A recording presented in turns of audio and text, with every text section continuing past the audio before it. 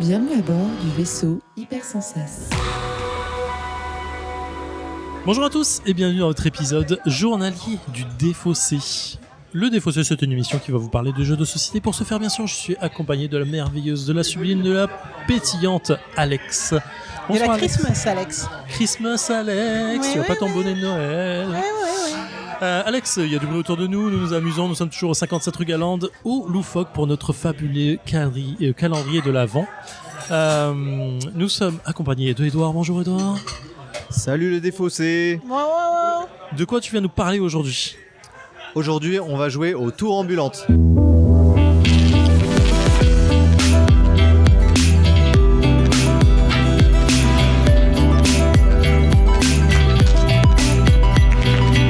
Alors maintenant, vous savez, vous avez l'habitude, mais on va le dire rapidement. Dans une première partie du Défaussé, nous allons parler des tours ambulantes. Edouard va nous présenter le jeu, nous faire un petit topo des règles. Dans une seconde partie, nous allons jouer.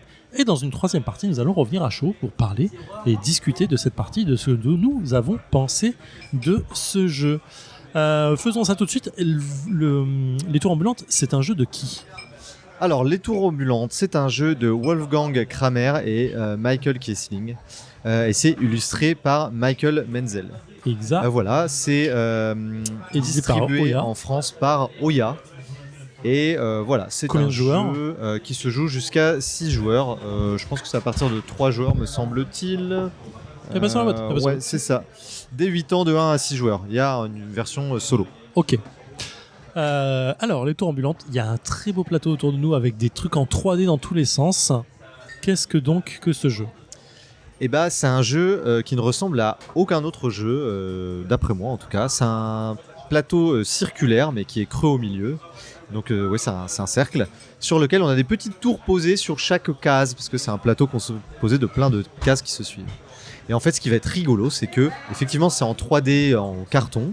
Et en fait, les tours peuvent s'empiler. On peut faire une immense tour, plein de petites tours. Et c'est plutôt rigolo. Donc il y a un peu de manipulation, mais ça a un intérêt dans le gameplay. Parce qu'en fait, on va avoir tous des sorciers.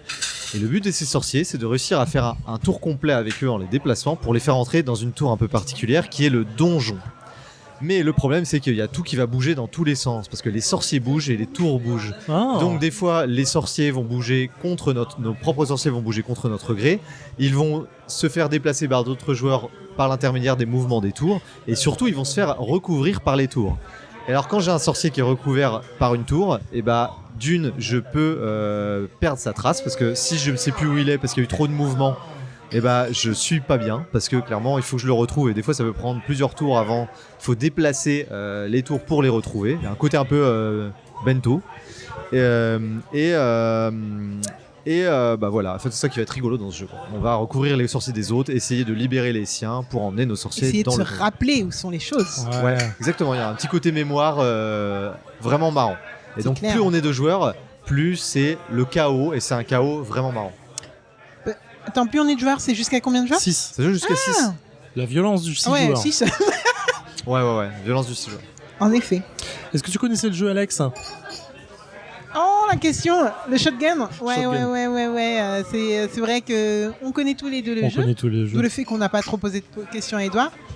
On a très hâte d'y jouer parce qu'en fait, on n'y a juste jamais joué dans l'émission. Non, c'est vrai. Mais franchement, j'ai plus qu'hâte. Ah ouais ? Parce que, ouais, j'ai vraiment. Ah. J'ai qu'une partie à mon actif.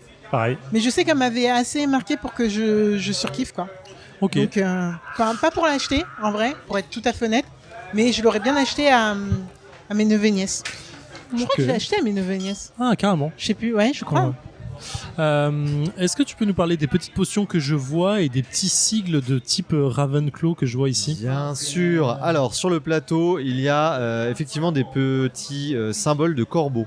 Ça va servir à quoi ? C'est ça qui va être marrant, c'est que le but je le rappelle, c'est de faire entrer ces sorciers dans le donjon. Ouais. Le donjon, quand il accueille un sorcier, et immédiatement il va s'envoler, ce qui va perturber un peu toute la partie et la stratégie mise en place par les autres.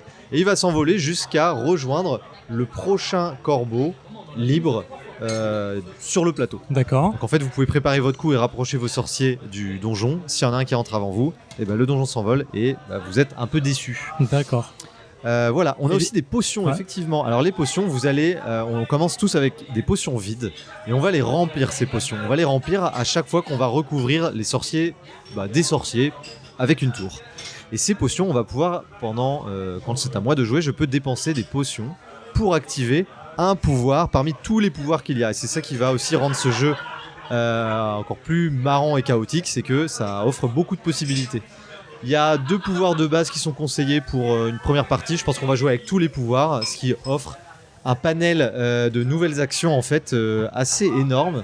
Et ça va créer des parties d'autant plus marrantes et farfelues. J'avais Ok. pas joué avec les pouvoirs, donc c'est cool. Je suis contente. Je me souviens pas du tout si j'avais joué avec ça. Donc si je résume, on va déplacer nos sorciers, d'accord. Comment on décide de combien on les déplace? Alors, le déplacement des sorciers il se fait avec des systèmes de cartes. D'accord. Sur les cartes, je peux montrer quelques cartes si vous voulez. On Nous a les décrire. à chaque fois 2 pages. C'est comme un grimoire en fait. Une page gauche, une page droite. Des fois, il n'y a qu'une seule page sur laquelle il y a une illustration. Le dessin qu'on peut avoir sur la carte, c'est soit une tour avec un chiffre, soit un sorcier avec un chiffre. Si je joue une carte avec une tour et un chiffre, j'avance une tour du nombre de cases indiquées par le chiffre. N'importe quel tour. N'importe quel tour, les tours sont à tout le monde. En revanche, si j'avance un sorcier, donc un livre avec un sorcier dessus, j'avance un de mes sorciers du nombre de cases indiquées. Et c'est le nombre de cases exact. Je peux pas faire moins, D'accord. encore moins plus. Donc, si ça me fait dépasser le donjon, je suis reparti pour un tour pour retourner au donjon si j'ai avancé un de mes sorciers. Voilà. En gros, quand En fait, c'est à moi de super jouer, simple. ouais, c'est hyper simple. En fait, quand c'est à moi de jouer, j'ai toujours 3 cartes en main. Soit je défausse les 3 cartes pour avancer une tour d'une case, et donc je repioche 3. Soit je joue exactement 2 cartes l'une après l'autre. Page pour gauche, leurs page effets. droite. Et dans ce cas, je repioche aussi 2 cartes. Ok. Bien sûr, pendant mon tour, j'ai le droit, comme je l'ai déjà dit, d'activer un pouvoir supplémentaire en dépensant des potions remplies si j'en ai. Ok. On est tout bon? T'as joué quoi comme carte? Alors, t'as joué ça? Tu peux décider après avoir joué quelque chose. Oh là là, quel enfer!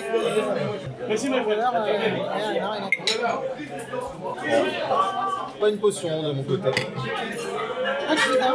Ah. T'as aucun intérêt à avancer. Et tu peux pas dépenser plusieurs potions en même temps, d'accord?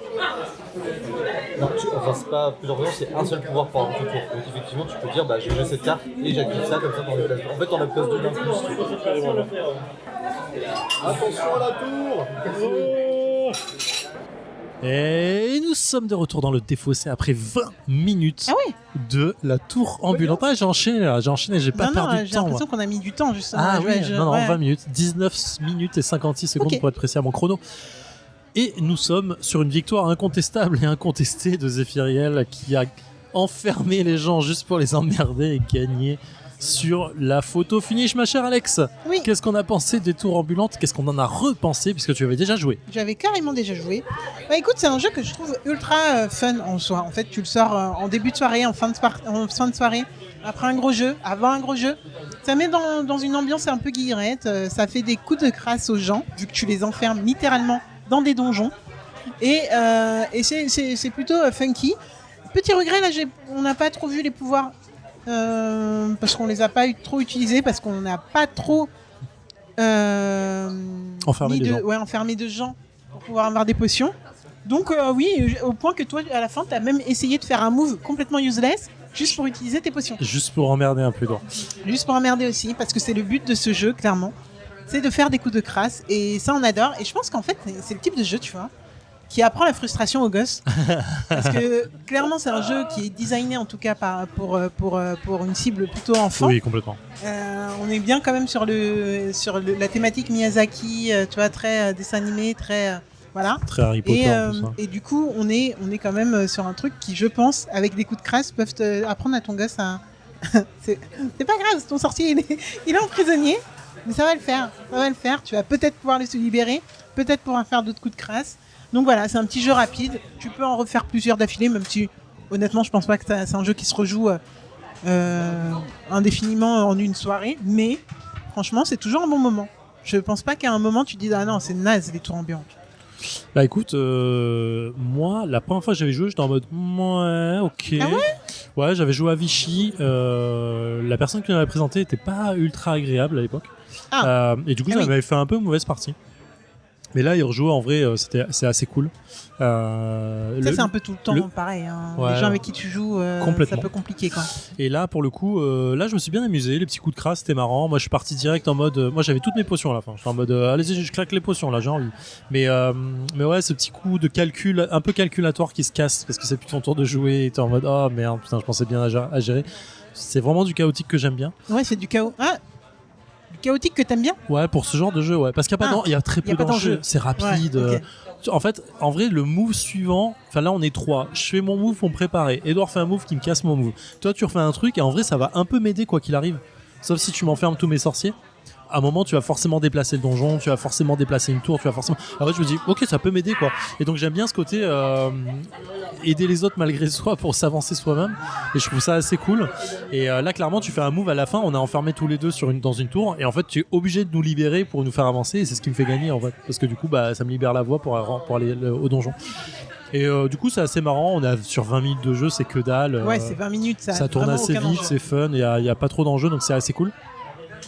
Et clairement le design, le volume que le jeu prend sur la table rend le jeu ultra agréable à voir, à jouer, à manipuler. Donc t'es vraiment sur toutes les sensations sensorielles presque quoi. C'est assez agréable.